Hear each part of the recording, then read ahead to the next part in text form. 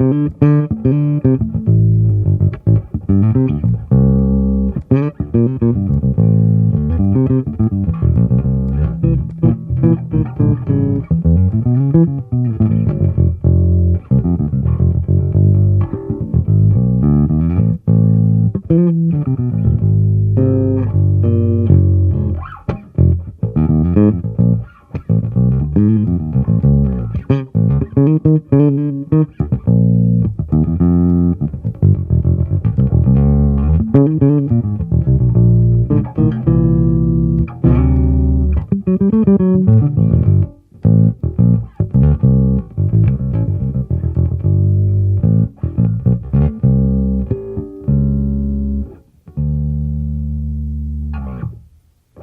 everyone, I'm Chris Keys. Today I'm at Basement East with one and only Donny Bene. Donny, how you doing? Not too bad, yourself? I'm doing great. This is a special treat. If people aren't familiar, it's just a great honor to have you because you're a fantastic musician, but it's a weird, huge combination of influences in like your heritage, being an Italian-Australian. Mm-hmm.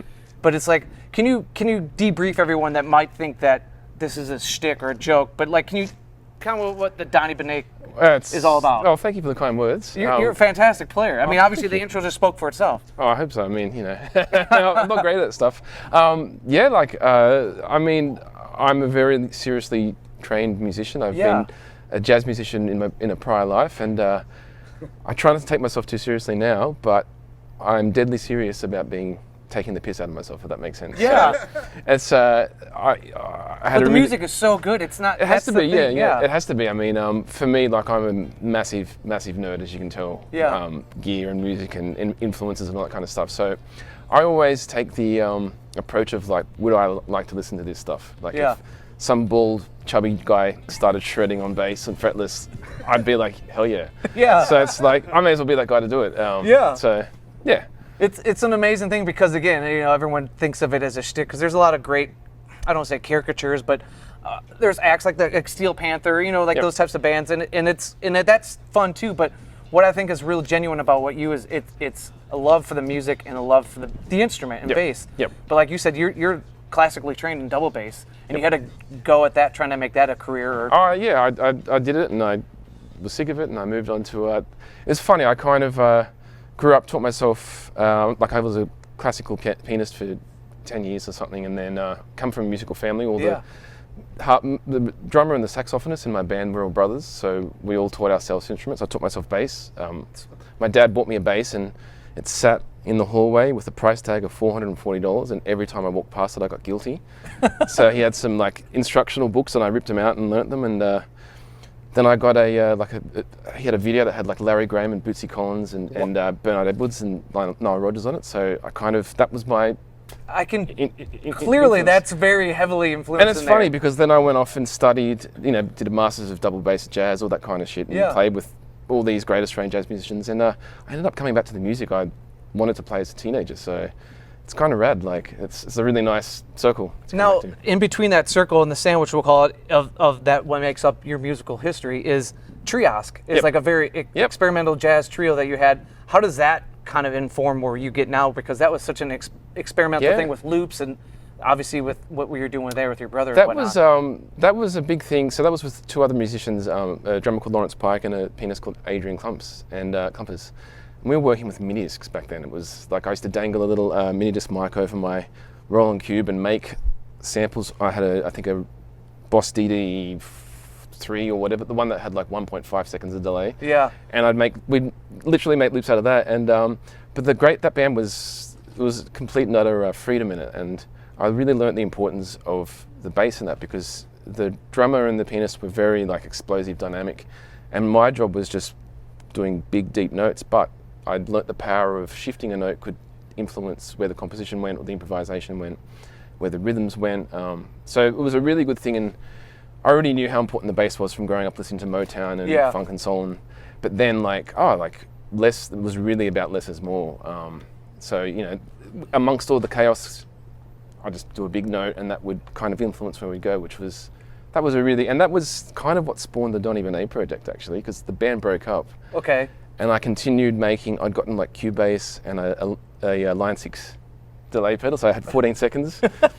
And I was just kept on writing this music. I was like, yeah, maybe I'll put out like a solo electric bass loops album or something. And the drummer of the band was going overseas, doing like, had signed to this big label, and they were doing like 8 months of touring.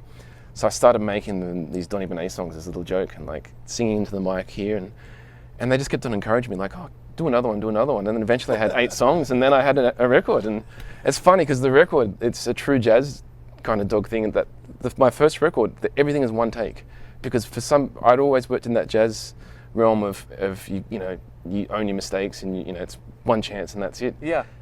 And for some bizarre reason, I applied that to an indie pop record. So it's like, it's a really weird record. Like I play in all the drum patterns on the machine, and yeah, but that came about from Triosk ending. So it was a beautiful accident, I call it. Well, speaking of beautiful accidents, this is how this all came about, is that you emailed us months and months ago, probably when you were still pre-planning your trip over here for the U.S. tour. Yep. And that's how I got introduced to your music. I went back through the catalog, and now thinking about like how that was spawned from the Triosk more experimental thing, and then how you were just trying to figure it out as you're going and get encouraged by friends and family, is that I could see even just in like what your presentation is and how the album covers look, that you're finding who Donny is as you've gone through this. It's definitely evolving, yeah, and I'm skilling up. I've got better gear as I went along, but then I also, like with this record and the last one, I kind of took a step back and like, well, I don't have to use all the gear at once.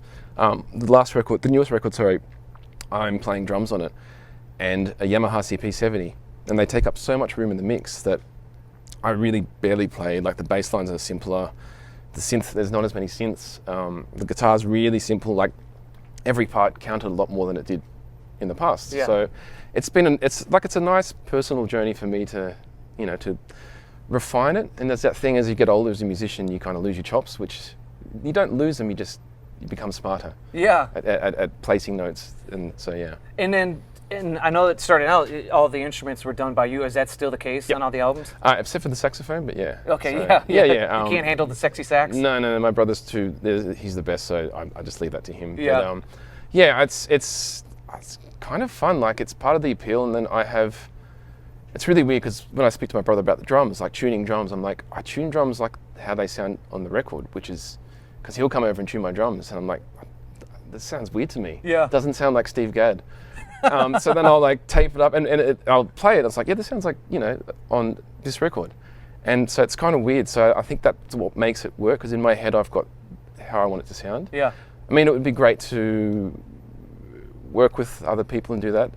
But for the moment, it's kind of how it goes and how it rolls.